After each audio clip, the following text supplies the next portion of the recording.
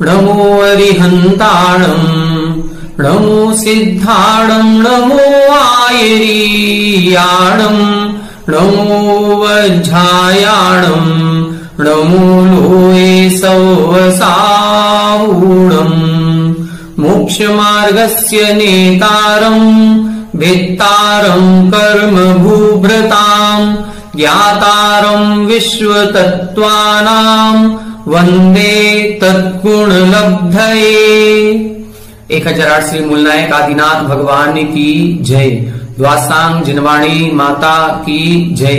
आचार्य श्रेष्ठ आचार्य गुरुवर श्री 108 पूज्यपाद स्वामी महाराज की जय। आचार्य श्रेष्ठ आचार्य गुरुवर श्री 108 विद्यासागर जी महाराज की जय। जगत पूज्य निर्यापक श्रमण मुनि पुंगव श्री 108 सुधा सागर जी महाराज की जय। समस्त मुनि संघ की जय। आलोक मोदी स्वाध्याय सुधा यूट्यूब चैनल पर आप सभी दर्शकों का एक बार पुनः हार्दिक स्वागत, हार्दिक अभिनंदन। पूज्यवर आचार्य पूज्यपाद स्वामी जी द्वारा विरचित इस सरवार सिद्धि ग्रंथराज की स्वाध्याय श्रृंखला में हम सभी 5वें अध्याय का स्वाध्याय कर रहे हैं। 5वें अध्याय में 6 द्रव्यों का वर्णन किया जा रहा है, जिसमें हमने प्रारंभ के सूत्र में 4 द्रव्यों को समझा था, जो अजीव भी हैं और कायवान भी हैं। फिर इसके बाद इन्होंने जीव द्रव्य का वर्णन किया था कि जीव भी द्रव्य है, काल भी एक द्रव्य होता है, लेकिन उसका वर्णन समय आने पर आगे करेंगे। इस प्रकार से 6 द्रव्य होती हैं। ये 6 ही होती हैं, 7 नहीं होती, 5 नहीं होती हैं। इसका अर्थ है ये अवस्थित हैं और इन 6 द्रव्यों का कभी विनाश नहीं होता है। इसका अर्थ है ये नित्य हैं, हमेशा रहती हैं। ये 6 द्रव्य अरूपी होती हैं, लेकिन विशेष एक है जो पुद्गल द्रव्य है, जो रूपी होता है। अर्थात 6 द्रव्यों में मात्र एक पुद्गल द्रव्य रूपी है, बाकी 5 अरूपी होते हैं। फिर बताया था कि इन 6 द्रव्यों में से आकाश द्रव्य, धर्म द्रव्य और अधर्म द्रव्य, ये 3 द्रव्यों की संख्या 1-1 होती है। जीव द्रव्य, पुद्गल द्रव्य अनंतानंत होते हैं और काल द्रव्य असंख्यात होते हैं। इनमें से जीव और पुद्गल ये 2 द्रव्य सक्रिय हैं, क्रिया सहित हैं, बाकी के 4 द्रव्य निष्क्रिय होते हैं। फिर इनके प्रदेशों की संख्या बताई थी, तो धर्म द्रव्य में, अधर्म द्रव्य में और एक जीव द्रव्य में असंख्यात प्रदेश होते हैं। आकाश द्रव्य अनंत प्रदेशी है। जो पुद्गल मूर्तिक द्रव्य है वह संख्यात, असंख्यात और अनंत प्रदेशी होता है। पुद्गल 2 रूपों में पाया जाता है, एक अणु के रूप में और एक स्कंद के रूप में। जो अणु है उसको अप्रदेशी कहा गया, क्योंकि वह आकाश का मात्र एक प्रदेश स्थान घेरता है और एक प्रदेश स्थान घेरने मात्र से उसको अप्रदेशी कहते हैं। जो स्कंद है वो 2 अणु से लेकर के अनंतानंत अणुओं का हो सकता है, इसलिए वो संख्यात प्रदेशी भी है, असंख्यात प्रदेशी भी है और अनंत प्रदेशी भी कहा जाता है। इसके बाद इन्होंने चर्चा की थी कि ये जो 6 द्रव्य हैं ये लोकाकाश में अवगाह्य को प्राप्त होते हैं, अर्थात लोकाकाश में ही ये 6 द्रव्य पाए जाते हैं। लोकाकाश के बाहर जो अलोकाकाश का स्थान है वहां पर एक भी द्रव्य नहीं है, मात्र आकाश ही आकाश है या आकाश द्रव्य मात्र है। जितने स्थान पर 6 द्रव्य पाए जाते हैं वो लोकाकाश, और जहां पर केवल एक ही द्रव्य होता है उसे अलोकाकाश कहते हैं। वास्तविकता में आकाश एक अखंड द्रव्य है, लेकिन धर्म द्रव्य और अधर्म द्रव्य के सद्भाव और असद्भाव की अपेक्षा से इस आकाश द्रव्य के 2 भेद हो जाते हैं, लोकाकाश और अलोकाकाश। इसके बाद इन्होंने यहां पर यह बताया था कि ये द्रव्य लोकाकाश में कहां पाए जाते हैं, तो सभी द्रव्यों के ठहरने का स्थान अलग अलग है। जैसे धर्म द्रव्य और अधर्म द्रव्य है, ये कृष्णे अर्थात संपूर्ण लोकाकाश में पाए जाते हैं। लोकाकाश का एक भी प्रदेश ऐसा नहीं है जहां पर धर्म द्रव्य और अधर्म द्रव्य के परमाणु ना हो। दूसरा जो पुद्गल द्रव्य है, पुद्गल द्रव्य एक प्रदेश से लेकर के संख्यात प्रदेशों में भी रह सकता है और लोकाकाश के असंख्यात प्रदेशों में भी रह सकता है। एक प्रदेश में कैसे रहेगा, क्योंकि पुद्गल का जो अणु है वो सूक्ष्म शक्ति वाला भी है और अवगाहन शक्ति वाला भी है, दोनों प्रकार की शक्तियां उसमें पाई जाती हैं। तो सूक्ष्मता के कारण से वह सूक्ष्म हो जाता है और एक में ही अनेक परमाणुओं को स्थान देने की समर्थ है, अवगाहन शक्ति है। इस कारण से उसमें एक प्रदेश में अनंत अणु भी आ सकते हैं। इसलिए पुद्गल द्रव्यों का जो निवास स्थान बताया वो एक प्रदेश से लेकर के संख्यात प्रदेशों में भी, और जो लोकाकाश असंख्यात प्रदेशी है उस संपूर्ण असंख्यात प्रदेशों में भी पुद्गल द्रव्य पाया जा सकता है। इसके बाद अपन को चर्चा करनी है कि जीव द्रव्य का निवास स्थान लोकाकाश में कहां कहां पर होता है। क्या जीव द्रव्य एक प्रदेश में बन सकता है? क्या जीव द्रव्य संपूर्ण लोकाकाश में रहता है, या जीव द्रव्य लोकाकाश के कितने भाग में रहता है, इत्यादि सभी प्रकार की शंकाओं का समाधान इस सूत्र में आगे किया जाएगा। आइए देखें पेज नंबर 213, उत्थान का 554 और सूत्र नंबर 15। अथ जीवानाम कथम अवगाहनम इति अत्र उच्यते। यहां बता रहे हैं अब जीवों का कथम अवगाहनम, अर्थात इस लोकाकाश में जीवों का अवगाहन कहां होता है, कैसे होता है, उसके बारे में बता रहे हैं। असंख्येय भागादिषु जीवानाम, असंख्येय भागादिषु जीवानाम, यहां बता रहे हैं असंख्येय भागादिषु, असंख्येय भाग आदिषु, जो लोकाकाश है ये असंख्यात प्रदेशी है, और इस असंख्यात प्रदेश में जब हम असंख्यात का भाग लगाएंगे तब जो स्थान निकलेगा उसको हम लोकाकाश का असंख्यातमा भाग कहेंगे। तो जीव द्रव्य का जो निवास स्थान है उस असंख्यातवें भाग से लेकर के और संपूर्ण लोक पर्यंत हो सकता है। तो यहां पर कहां से प्रारंभ करना है? पुद्गल द्रव्य का अपन ने जो अवगाह देखा था उसमें लिखा था एक प्रदेश आदिशु। पुद्गल द्रव्य एक प्रदेश में भी रह सकता है, परमाणु जो है वो एक प्रदेशी है, एक प्रदेश में रह सकता है, लेकिन जीव द्रव्य जो है कभी भी एक प्रदेश में नहीं रहेगा। जितनी भी आत्माएं, चाहे भले वो निगोदिया की, सूक्ष्म निगोदिया की आत्मा क्यों ना हो, सबसे छोटा शरीर जो होता है वो सूक्ष्म निगोदिया लब्ध पर्याप्तक जीव का होता है। जो सीधी गति से गमन कर रहा हो, ऋजु गति से, उसका उत्पत्ति के तीसरे समय पर सबसे जघन्य अवगाहना उसकी होती है। तो उतनी छोटी अवगाहना वाला जीव भी एक प्रदेश में नहीं रहेगा, वो कम से कम स्थान घेरेगा, तो लोक का असंख्यात्मा भाग स्थान घेरेगा। इसलिए इधर लिखा है असंख्येय भाग आदिशु, असंख्येय भाग आदिशु, उस असंख्यात्मय भाग से लेकर के, वहां से अपन प्रारंभ करेंगे, वहां से लेकर के संपूर्ण लोक में जीव का अवगाह हो सकता है।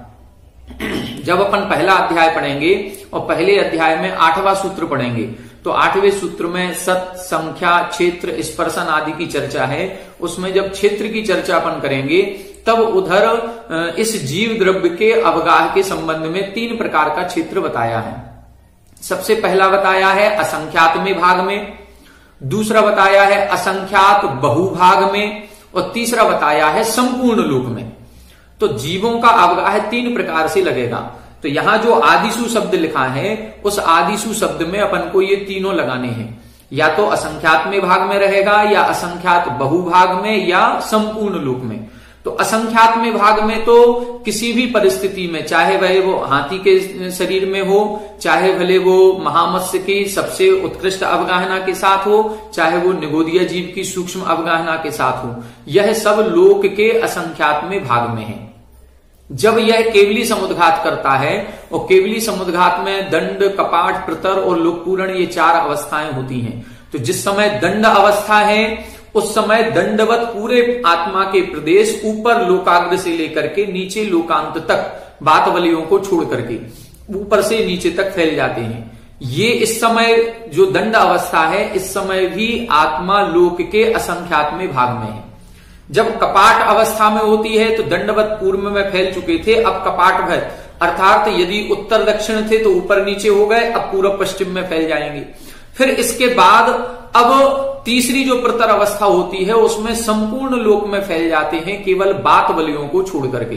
तो दंड अवस्था में भी लोक का संख्यात्मा भाग है, कपाट अवस्था में भी लोक का संख्यात्मा भाग है, और जब प्रतर अवस्था होती है, जब केवल बात वलय को छोड़ा गया, बाकी संपूर्ण लोक में है बात वलियों को छोड़ करके, उस समय की स्थिति कहलाती है असंख्यात बहुभाग। और फिर जब लोक पूर्ण अवस्था आती है उसमें तो संपूर्ण बात वलयों में आत्मा के प्रदेश फैल जाते हैं। असंख्यात प्रदेशी आत्मा लोकाकाश के असंख्यात प्रदेशों में एक एक प्रदेश पर एक एक आत्मा का प्रदेश स्थित हो जाता है।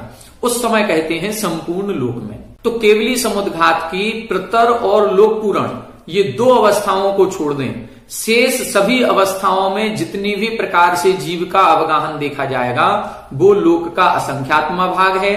प्रतर अवस्था जब भी होगी उसमें लोक का असंख्यात बहुभाग है, और जब लोक पूर्ण अवस्था होती है तब संपूर्ण लोक में जीव व्याप्त होता है, ऐसे समझना चाहिए। अब अपन इसकी टीका समझेंगे, इसको देखें।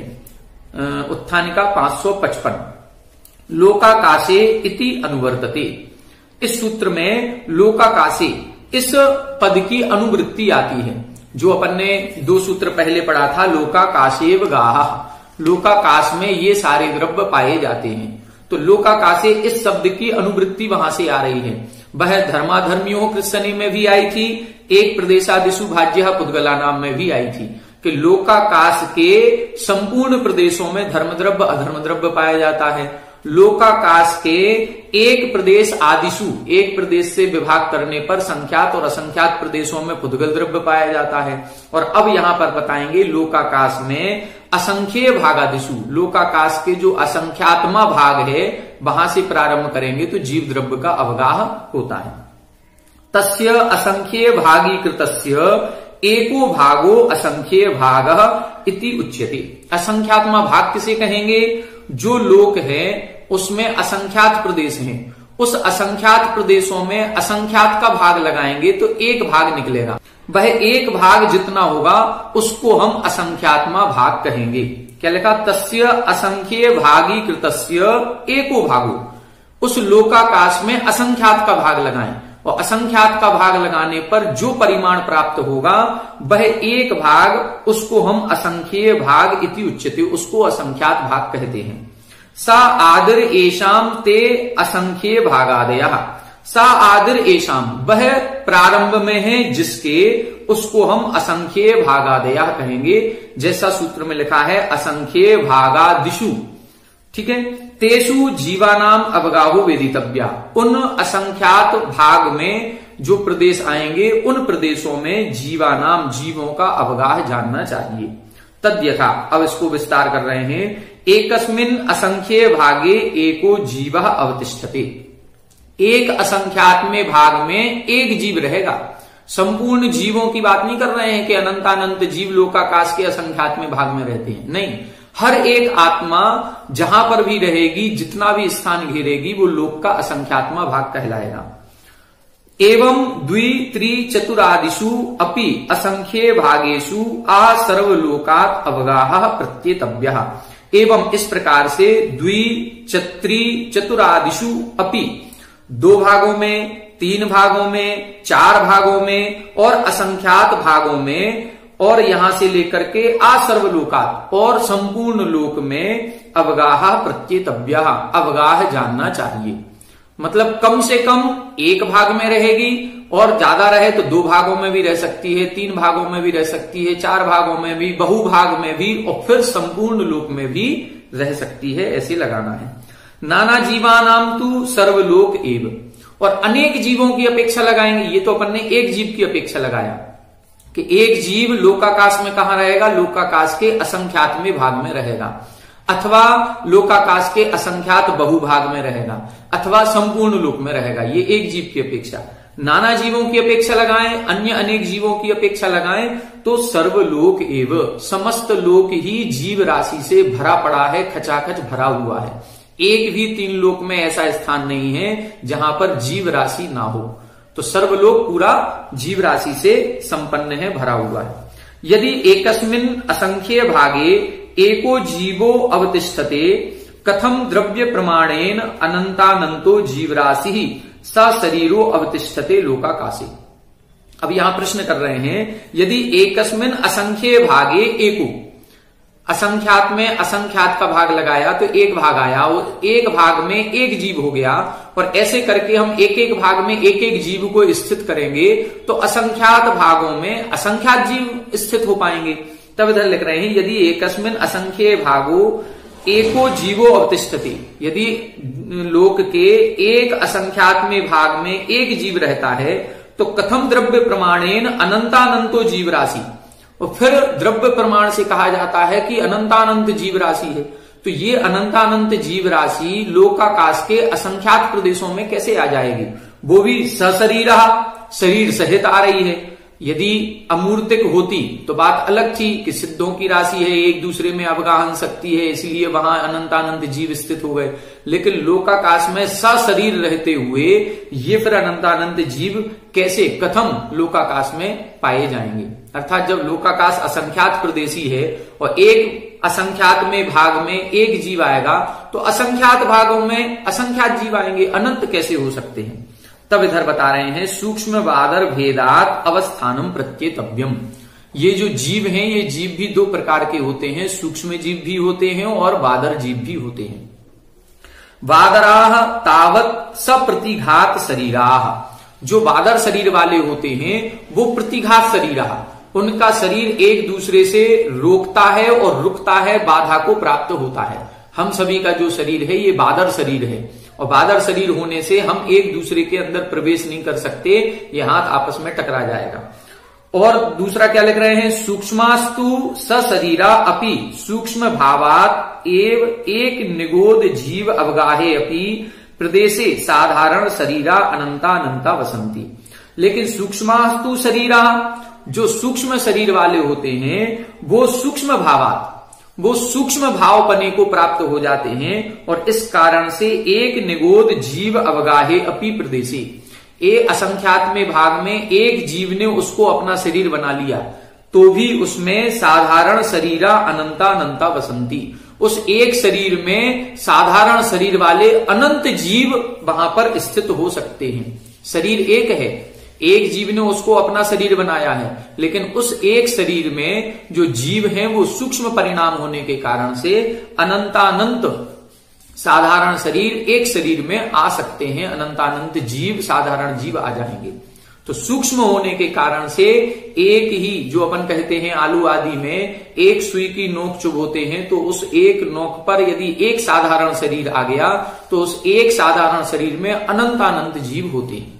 इस कारण से जब एक प्रदेश में यहां पर एक सुई की नोक बराबर प्रदेश में अनंतानंत जीव आ रहे हैं तो संपूर्ण लोकाकाश में रहने में कोई बाधा नहीं है। नाते परस्परेण वादरैश्च व्याहंत इति न अस्ति अवगाह विरोधः।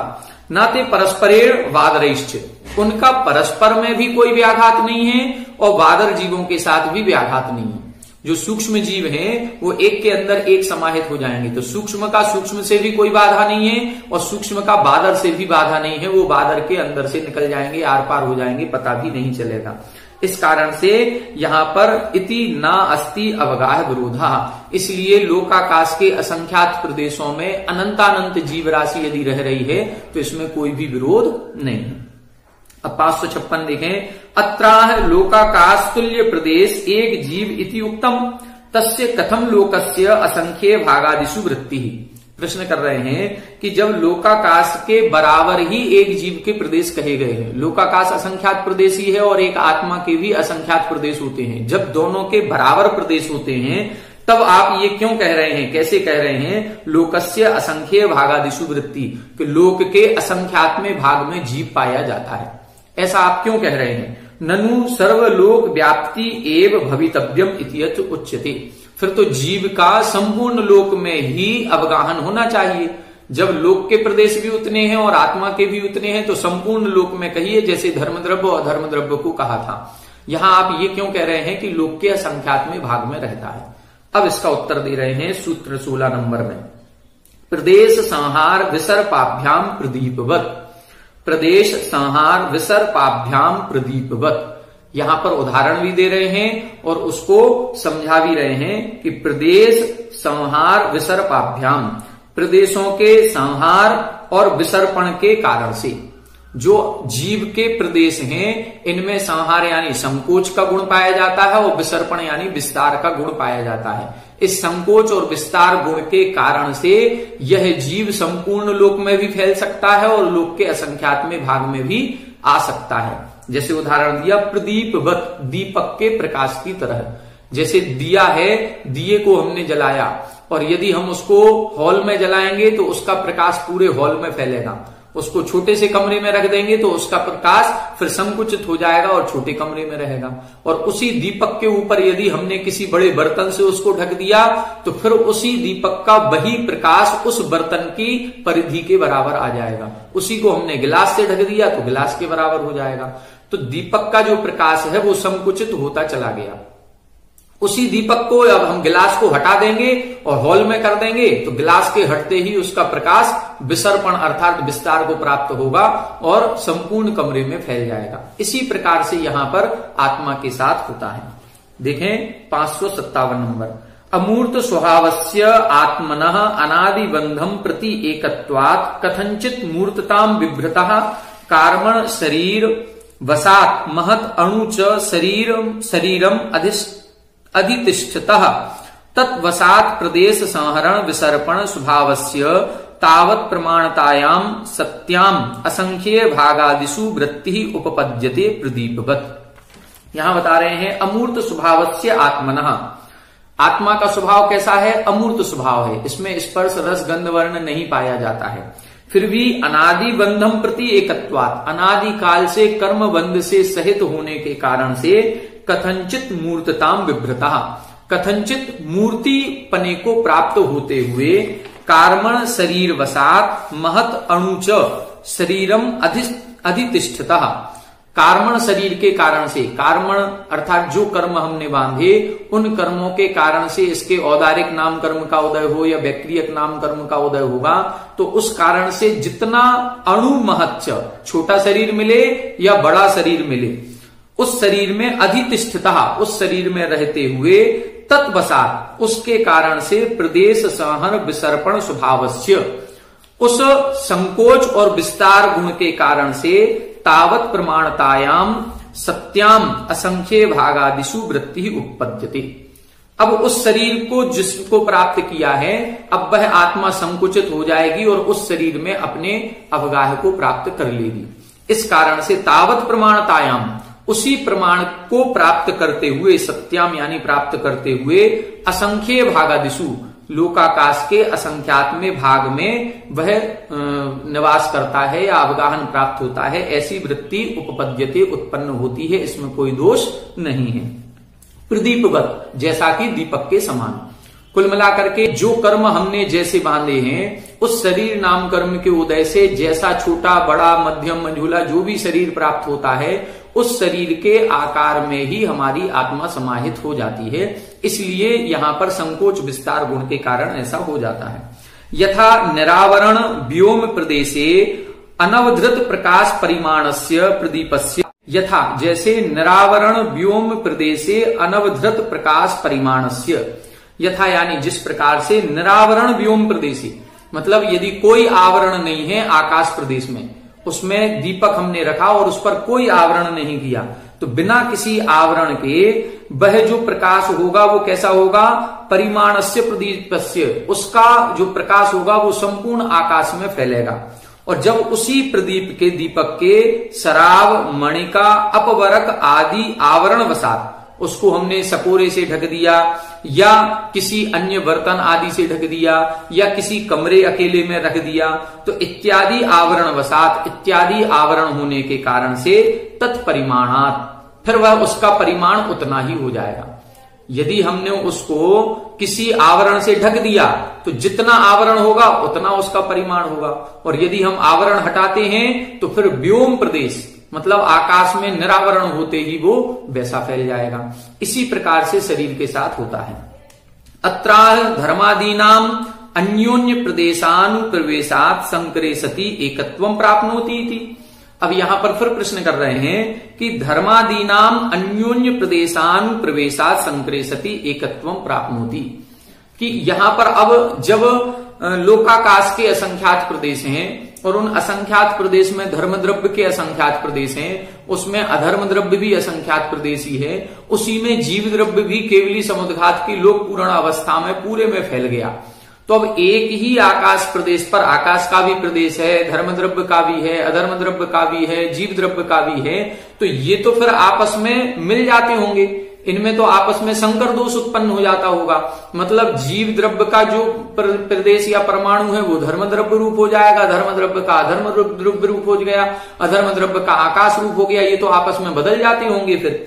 तब इधर लिख रहे हैं तन्ना, ऐसा नहीं है, एक ही स्थान पर चारों द्रव्य होते हुए भी वो आपस में मिलते नहीं है। परस्परम अत्यंत संश्लेषे सती अपि स्वभावम न जहति। परस्परम अत्यंत संश्लेषे सती अपि, परस्पर में आपस में एक दूसरे से बिल्कुल संश्लेष संबंध हो गया, जहां पर वो है वहीं पर ये है, अन्योन्य प्रवेश होने पर भी स्वभावम न जहति, अपने स्वभाव को नहीं छोड़ते हैं। आत्मा का स्वभाव है जानना देखना, तो ये ज्ञान दर्शन रूप स्वभाव को नहीं छोड़ेंगे। धर्म द्रव्य का स्वभाव है गमन करने में सहकारी होना, तो वो अपने गति हेतुत्व लक्षण को नहीं छोड़ेगा। अधर्म द्रव्य अपने स्थिति हेतुत्व लक्षण को नहीं छोड़ेगा, और आकाश द्रव्य अपने अवगाहनत्व लक्षण को नहीं छोड़ेगा। ये अपने अपने स्वभाव को नहीं छोड़ते हैं, भले ही कितना परस्पर में संश्लेष संबंध हो जाए। उक्तम से एक गाथा भी लिखी है, अन्नोन्नम पविसंता दिंता ओगासमन्नमन्नस्य मेलंता वीर्णिच्यम सगसभावम न वेजहंती। यहां बता रहे हैं अन्योन्यम पविसंता, अन्योन्यम अर्थात एक दूसरे में प्रवेश होने पर भी, दिंता ओगासम अन्नम अन्नस्य, एक दूसरे को अन्नम अन्नस्य यानी एक दूसरे को अवकाश देते समय ये सभी अन्योन्य पविसंता एक दूसरे में प्रवेश हो जाते हैं, मेलनता भी और एक दूसरे से मिल जाते हैं, तो भी नित्यम सग सब भावम न विजहंती, अपने स्वयं के स्वस्वभाव को कभी भी नहीं छोड़ते हैं। कितना भी आपस में मिले जुले रहें, लेकिन अपने अपने स्वभाव को नहीं छोड़ेंगे, अपने उसी स्वभाव में स्थित रहते हैं। अब प्रश्न उठता है 558 नंबर, यदि एवं धर्मादीनाम स्वभाव भेद उच्चताम इतियत आह। अब प्रश्न उठता है कि इन सबके प्रदेश बता दिए, इन सबकी संख्या बता दी, लेकिन जो आप कह रहे हैं कि एक दूसरे में मिले होने पर भी अपने अपने स्वभाव को नहीं छोड़ते हैं, तो इन द्रव्यों का स्वभाव क्या है? अब वो उस स्वभाव का वर्णन कीजिए। तो अब यहां से अब स्वभाव का वर्णन होगा। धर्म द्रव्य का स्वभाव क्या है, जीव द्रव्य का स्वभाव क्या है, पुद्गल द्रव्य का स्वभाव क्या है। अब यहां पर स्वभाव या उसके लक्षण की चर्चा की जाएगी। देखें, गति स्थित्युपग्रहौ धर्मा धर्म्यो रुपकारः, गति स्थित्युपग्रहौ धर्मा धर्म्यो रुपकारः, गति स्थिति उपग्रहौ, गति उपग्रहौ स्थिति उपग्रहौ, किसका? धर्म अधर्मयोः उपकारः, धर्म उपकारः अधर्म उपकारः। इनको अपन क्रम से लगाएंगे। गति उपग्रह धर्म उपकारः, चलने में सहायता करना ये धर्म द्रव्य का उपकार है, और स्थिति उपग्रह अधर्म उपकारः, और ठहरने में सहायता करना ये अधर्म द्रव्य का उपकार होता है। तो ये इनका स्वभाव है, ये उपकार करना ही इनका नेचर है। गति में सहायता प्रदान करना ही धर्म द्रव्य का लक्षण है या उपकार है, और स्थिति में सहायता करना या स्थिति में मदद करना, निमित्त बनना, वो अधर्म द्रव्य का उपकार या स्वभाव कहलाता है। 559 नंबर देखें, देशांतर प्राप्ति हेतुर गति, देशांतर एक स्थान से दूसरे स्थान को प्राप्त करने में जो कारण होता है उसे गति कहते हैं। तद विपरीता स्थिति, और उससे विपरीत स्थिति होती है। उपग्रह्यते इति उपग्रह, ये उस उपग्रह का व्युत्पत्ति अर्थ है, या इसकी ये व्युत्पत्ति की जाती है कि जो उपकार किया जाता है उसे उपग्रह कहते हैं। गतिश्च स्थितिश्च गति स्थिति, अब गति और स्थिति इन दोनों पदों को आपस में मिलाया, समास किया तो गति स्थिति बन गई। गति स्थिति एव उपग्रहौ गति स्थित्युपग्रहौ, गति स्थिति ही जिनका उपकार है, जब उपग्रह शब्द के साथ समास किया तो ये शब्द बन गया गति स्थित्युपग्रहौ। धर्मा धर्म्यो इति कर्तृ निर्देशा, धर्म और अधर्म ऐसा करते हैं, ये कर्तृवाचक कर्तृ निर्देश कर दिया कि ये गति में सहायता करना और स्थिति में सहायता करना ये कौन करता है? तो धर्म और अधर्म द्रव्य करते हैं। उपक्रियते इति उपकारः, जो उपकार किया जाता है, दूसरे की मदद सहायता की जाती है, उसे उपकार कहते हैं। कहा पुनः असौ, यह कौन सा उपकार है? गति उपग्रह स्थिति उपग्रहश्च, गति में सहायता करना और स्थिति में सहायता करना। यदि एवं द्वित्व निर्देशः प्राप्नोति, यदि ऐसा था तो फिर आपको द्वित्व निर्देशः द्विवचन में इसको लिखना चाहिए। तब इधर उत्तर दे रहे हैं नैष दोषः, ऐसा कोई दोष नहीं है। सामान्येन व्युत्पादितः शब्द उपात्त संख्या शब्दांतर संबंधे सति अपि न पूर्वोपात्ताम संख्याम जहाति। यहां एक व्याकरण का सिद्धांत है कि सामान्येन व्युत्पादितः शब्द उपात्त संख्या, जो शब्द को जो संख्या प्राप्त हो जाती है अर्थात जिस वचन में जो प्राप्त हो जाता है, शब्दांतर संबंधे सति अपि, दूसरे शब्द के साथ उसका प्रयोग करने पर भी पूर्वोपात्ताम संख्याम न जहाती, जो उसको संख्या वचन लिंग मिल चुका है उसको वो छोड़ता नहीं है। यथा साधो कार्यम तपाश्रुते, एक उदाहरण भी दिया, जैसे साधो कार्यम तपाश्रुते, साधु का कार्य तप और श्रुत का ज्ञान करना है। इति एतत् उक्तम भवति, इससे ये अब कहना चाह रहे हैं या इससे ये अर्थ निकलता है, गति परिणामानाम जीव पुद्गलानाम गति उपग्रहे कर्तव्ये धर्मास्ति कायः साधारण आश्रयो जलवत् मत्स्य गमने। क्या उत्तम भवति, क्या इसका अर्थ निकल रहा है? अर्थ ये निकल रहा है गति परिणामानाम जीव पुद्गलानाम, गति करते हुए, गति में परिणत जो जीव पुद्गल हैं उनके गति उपग्रहे, उनके चलने में जो उपकार करता है, धर्मास्तिकायः, वह धर्मास्तिकाय है, साधारण आश्रयः जलवत् मत्स्य गमने, जैसे जल या पानी मत्स्य गमने, मछली के चलने में साधारण आश्रय होता है। जिस प्रकार से जल मछली के चलने में, तैरने में सहायता प्रदान करता है, उसी प्रकार से चलते हुए जीव और पुद्गल को यह धर्म द्रव्य चलने में सहायता करता है। तथा इसी प्रकार से स्थिति परिणामी नाम जीव पुद्गला नाम स्थित्युपग्रहे कर्तव्ये धर्मास्ति कायः साधारण आश्रयः पृथ्वी धातुरिव अस्वादि स्थितौ इति। यहां बता रहे हैं तथा उसी प्रकार से स्थिति परिणामी नाम, जो ठहरते हुए जीव पुद्गला नाम, जीव पुद्गल हैं जो ठहरना चाह रहे हैं, उनकी स्थिति उपग्रहे कर्तव्य, उनकी ठहरने में जो मदद करता है, मदद करते हुए अधर्मास्तिकायः, अधर्मास्तिकाय सहायता करता है। जैसे साधारण आश्रयः पृथ्वी धातु इव अश्वादि स्थितौ इति, जैसे अश्व आदि को पृथ्वी, जैसे अश्व घोड़े आदि हैं, इनको पृथ्वी ठहरने के लिए एक स्थान प्रदान करती है, जो ठहरना चाहते हैं उनके लिए पृथ्वी रोकती है, रुक जाते हैं। ननु च उपग्रह वचनम अनर्थकम उपकारः इति एवं सिद्धत्वात्। अब प्रश्न कर रहे हैं कि आपने ये जो उपग्रह वचन दिया है सूत्र में, वह निरर्थक है, इसका कोई प्रयोजन नहीं, क्योंकि उपकारः इति एवं सिद्धत्वात्, क्योंकि उपकार शब्द तो आपने दे ही दिया है, तो दोनों शब्द होगा, उपग्रह भी और उपकार भी। तब बता रहे हैं गति स्थिति धर्मा धर्म्यो उपकारा इति, कि जो सूत्र आप बनाते तो फिर ऐसा बनाते गति स्थिति धर्मा धर्म्यो उपकारः, उपग्रह शब्द क्यों लगा दिया?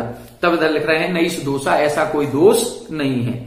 याथा संख्य निवृत्त्यर्थम उपग्रह वचनम, याथा संख्य की निवृत्ति करने के लिए यहां पर उपग्रह वचन दिया है। जैसे हमने धर्म द्रव्य को गति से और अधर्म द्रव्य को स्थिति से जोड़ा है, ऐसे ही जीव पुद्गलों के साथ उसको यथासंख्य नहीं जोड़ लेना, उसकी निवृत्ति करने के लिए यहां उपग्रह शब्द हमने दिया है। देखें, धर्मा धर्म्यो गति स्थित्योश्च यथासंख्यम भवति एवं जीव पुद्गलानाम यथासंख्यम प्राप्नोति धर्मस्य उपकारो जीवानाम गति अधर्मस्य उपकारः पुद्गलानाम स्थिति इति।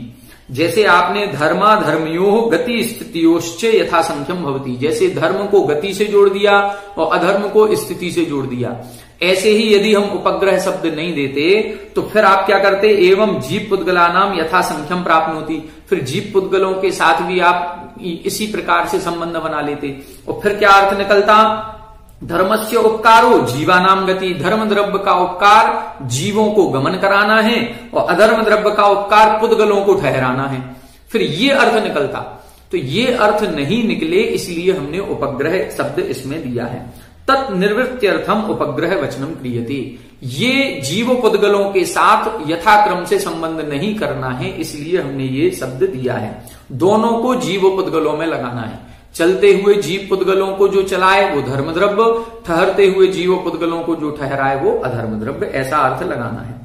आह धर्माधर्म्यो उपकारः स आकाशस्य युक्तः सर्वगतत्वात् इति चेत। अब यहां प्रश्न कर रहे हैं, धर्म और अधर्म का जो आप उपकार बता रहे हैं वह तो आकाश द्रव्य का उपकार हो गया।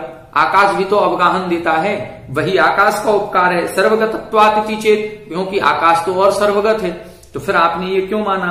तत् अयुक्तम, ऐसा नहीं है, ऐसा नहीं कहना चाहिए। तस्य अन्य उपकार सद्भावात्, क्यों? क्योंकि आकाश द्रव्य का दूसरा उपकार है।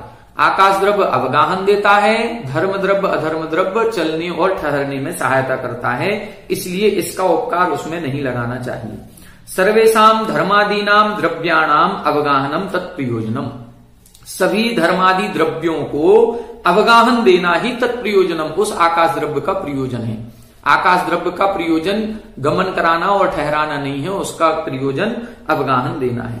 एकस्य अनेक प्रयोजन कल्पनायाम लोकालोक विभाग अभावः, और यदि हम एक के ही अनेक प्रयोजन लगा लेंगे, आकाश द्रव्य से ही हम ठहरा दें, आकाश द्रव्य ही चलने में सहायता कर दे, आकाश द्रव्य अवगाहन दे दे, तो फिर तो लोक और अलोक के विभाग का अभाव हो जाएगा। फिर तो लोक अलोक का विभाग क्यों करेंगे? फिर धर्म द्रव्य अधर्म द्रव्य को मानेंगे नहीं, और फिर पूरा आकाश, लोकाकाश अलोकाकाश एक ही हो जाएगा, फिर विभाग की आवश्यकता नहीं पड़ेगी, विभाग नहीं होगा, तो आगम से विरोध आएगा। अब आगे लिख रहे हैं, भूमि जलादीनी एव तत्प्रयोजनम समर्थानी न अर्थः धर्मा धर्माभ्याम इति चेत। अब फिर प्रश्न किया, आपने उदाहरण दिया कि जैसे पृथ्वी अश्व आदि को ठहरा रही है, जल जैसे मछली आदि को चला रहा है, तो जब जल ने ही चला दिया, पृथ्वी ने ही ठहरा दिया, तो फिर धर्म अधर्म द्रव्य क्या करता है? फिर धर्म अधर्म द्रव्य को मानने की आवश्यकता क्या है? क्योंकि ये चलने और ठहराने का काम तो अन्य पदार्थ भी कर रहे हैं। तो न अर्थः धर्मा धर्माभ्याम इति चेत, फिर धर्म अधर्म को मानने का कोई प्रयोजन नहीं है। तब लिख रहे हैं, न, ऐसा नहीं है। साधारण आश्रय इति विशेष्य उक्तत्वात्, क्योंकि ये जो धर्म अधर्म द्रव्य हैं ये साधारण आश्रय हैं, विशेष नहीं है। इनको साधारण रूप से कहा गया, ये अप्रेरक रूप से निमित्त हैं, ये जबरदस्ती नहीं चलाते हैं, जो चलना चाहता है उसको निमित्त बन जाते हैं। अनेक कारण साध्यत्वाच्च एकस्य कार्यस्य, और दूसरा बताएं तो एक कार्य के पूरे होने में अनेक कारण होते हैं। तो एक कार्य के पूरे होने में अनेक कारण हैं। चलने में हमारा जैसे धर्म द्रव्य सहकारी होता है, ऐसे जल भी सहकारी है। तो एक कार्य के होने में अनेक कारण होते हैं, उन अनेक कारणों में से एक कारण धर्म द्रव्य भी मानना चाहिए। तुल्य बलत्वात् तयोः गति स्थिति प्रतिबंध इति चेत्। अब फिर पुनः प्रश्न किया, तुल्य बलत्वात्, इन दोनों का, धर्म द्रव्य और अधर्म द्रव्य की दोनों की शक्ति बराबर है। एक गमन करा रहा है और एक ठहरा रहा है। जब ये दोनों एक दूसरे के विरोधी हो जाएंगे तो फिर तो स्थिति और गति में प्रतिबंध हो जाएगा, ना कोई चल पाएगा ना कोई ठहर पाएगा। जो ठहरना चाहेगा उसके लिए धर्म द्रव्य चलाएगा, जो चलना चाहेगा उसके लिए अधर्म द्रव्य ठहराएगा, तो फिर तो स्थिति गति में प्रतिबंध हो जाएगा। तब लिख रहे हैं, न अप्रेरकत्वात्, ऐसा नहीं है, क्योंकि ये धर्म द्रव्य और अधर्म द्रव्य जबरदस्ती ना चलाते हैं ना जबरदस्ती ठहराते हैं, ये तो अप्रेरक हैं, मतलब ये प्रेरित नहीं करते हैं, ये तो उदासीन निमित्त हैं, इसलिए ऐसा कोई भी प्रसंग नहीं आएगा। अनुपलब्धे न तौ स्तः खर विषाणवत इति चेत। अब कोई फिर प्रश्न कर रहा है कि इन दोनों की तो उपलब्धि ही नहीं है। क्यों नहीं है? क्योंकि ये अमूर्तिक हैं, दिखाई नहीं देते, ना तो धर्म द्रव्य दिखाई देता है ना अधर्म द्रव्य दिखाई देता है। खर विषाणवत, जैसे गधे के सींग, जैसे गधे के सींग दिखाई नहीं देते हैं, ऐसे धर्म अधर्म द्रव्य की भी कोई उपलब्धि नहीं है। तब इधर कह रहे हैं, ना, ऐसा नहीं है। सर्व प्रवादी अविप्रतिपत्ते है, क्योंकि इसमें जितने भी अन्य प्रवादी हैं उनको भी विरोध नहीं है। इनका जो मानना है वो अन्य प्रवादी भी मानते हैं। क्यों मानते हैं? सर्वे ही प्रवादिनः प्रत्यक्ष अप्रत्यक्षान अर्थान अभिवांछति। जितने भी वादी प्रवादी दर्शनकार हैं ये प्रत्यक्ष और परोक्ष दोनों रूप से पदार्थों को स्वीकार करते हैं। कुछ ऐसे पदार्थ हैं जो हमें प्रत्यक्ष दिखाई पड़ते हैं और कुछ ऐसे पदार्थ हैं जो प्रत्यक्ष रूप से दिखाई नहीं देते, फिर भी उनका अस्तित्व माना जाता है। ऐसा सभी प्रतिवादियों को स्वीकार है, इसलिए कोई बात नहीं। अस्मान प्रति हेतु असिद्धेश्च, इसलिए हमारे लिए जैन दर्शन वालों के लिए आपका ये जो अनुपलब्धि वाला हेतु है ये असिद्ध साबित होता है, इसकी कोई सिद्धि नहीं होती। दूसरा क्या लिख रहे हैं, सर्वज्ञेन निरतिशय प्रत्यक्ष ज्ञान चक्षुषा धर्मादयः सर्वे उपलभ्यन्ते तत् उपदेशाच्च श्रुत ज्ञानी भी अपि। दूसरा, हमारे यहाँ सर्वज्ञ भगवान हैं, केवली भगवान हैं, उन सर्वज्ञ भगवान के द्वारा जिनको निरतिशय प्रत्यक्ष ज्ञान चक्षुषा, जिन्होंने निरतिशय अर्थात सातिशय केवल ज्ञान रूपी आंखों से देख लिया है कि धर्म अधर्म आदि सर्वे उपलभ्यन्ते, ये जितने भी अमूर्तिक द्रव्य हैं इनकी उपलब्धि होती है। हमारा मति ज्ञान श्रुत ज्ञान तो भले रूपी पदार्थों को जानता है, आंखें देख करके जानेंगी, लेकिन केवल ज्ञान एक ऐसा ज्ञान है जिसमें स्पर्श रस गंध वर्ण नहीं होता, ऐसे पदार्थों को भी स्पष्ट जानता है। तो हमारे केवल ज्ञानियों के द्वारा सर्वज्ञ देव ने ये धर्म अधर्म द्रव्य की उपस्थिति को स्वीकार किया है, इसलिए ये पाए जाते हैं। तत् उपदेशाच्च श्रुत ज्ञानी भी अपि, और उन केवल ज्ञानियों के उपदेश से जो हम मति ज्ञान श्रुत ज्ञान वाले हैं, अल्प ज्ञान वाले हैं, वो भी ये स्वीकार करते हैं कि धर्म अधर्म आदि ये द्रव्य होते हैं, पाए जाते हैं। इस प्रकार से यहां धर्म अधर्म द्रव्य की सिद्धि की गई है, उनके स्वभाव की, उनके उपकार की यहां पर ये संपूर्ण रूप से सिद्धि कर दी गई। आज की कक्षा में थोड़ा सा ज्यादा विषय हो गया, लेकिन फिर भी पूरी टीका यहां तक की कंप्लीट हो गई। अब अगली कक्षा में हम आकाश द्रव्य का क्या उपकार है, पुद्गल द्रव्य का क्या उपकार है, जीव द्रव्य का क्या उपकार है, ये सारे प्रसंग आगे की कक्षाओं में आएंगे। आप सभी हमारे साथ बने रहें। सभी को जय जिनेन्द्र।